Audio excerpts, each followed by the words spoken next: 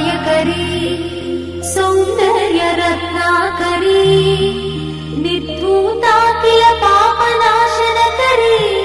प्रत्यक्ष माहेश्वरी प्राणेयाचलवंशपावनकरी काशीपुराधीश्वरी